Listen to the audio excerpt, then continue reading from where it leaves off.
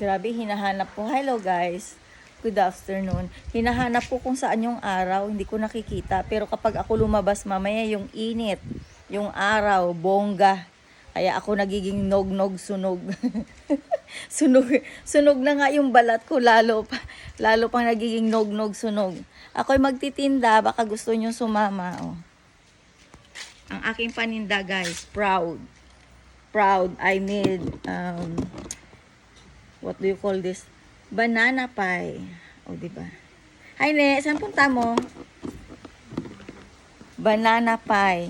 Gusto kong gumawa ng buko pie. Kayang-kaya. Yakang-yaka. Pero ang problema, nasaan ang buko? Ayun ang katanungan. Nasaan ang buko?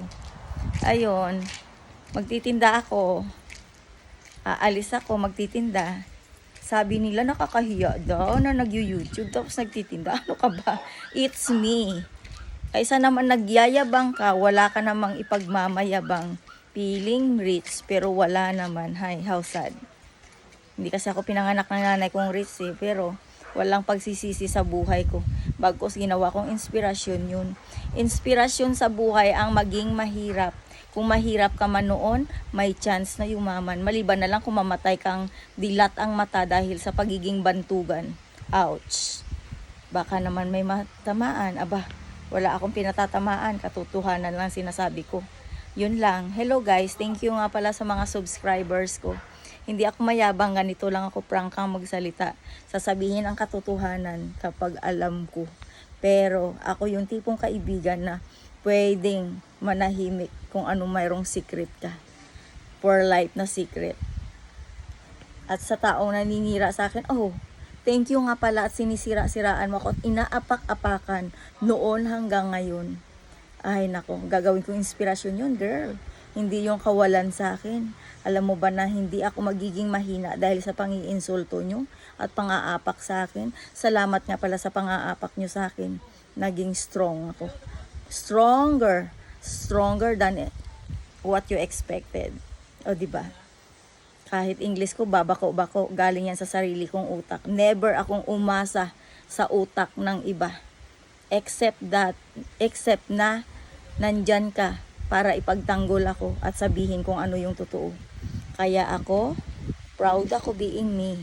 Kasi alam ko kung ano yung kaya kong gawin at hindi ko kayang gawin at hindi ko pwedeng gawin. Pero wag na wag ako ang pinipilit yung siraan. Diyos ko. Naku, wala pa nga narating ako eh. Wala pa akong narating ha. Hindi ko pa narating lahat.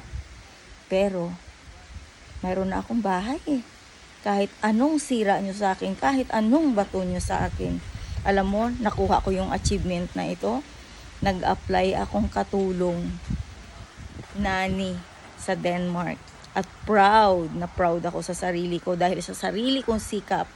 Kahit nasabihin na high school lang ako, so what?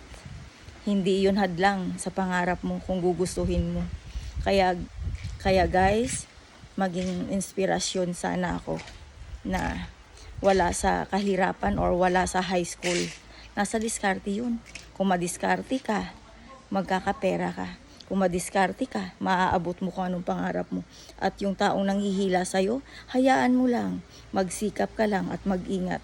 At malalaman mo ang resulta kapag pinipilit mong abutin ang pangarap mo. At huwag mong pakinggan yung mga taong sumisigaw sa'yong mayabang. Alam mo kung bakit? Yun lang ang kaya nilang sabihin sa'yo, behind your back. Bye guys. Bye. Salamat sa subscribers. Thank you so much. Bye-bye.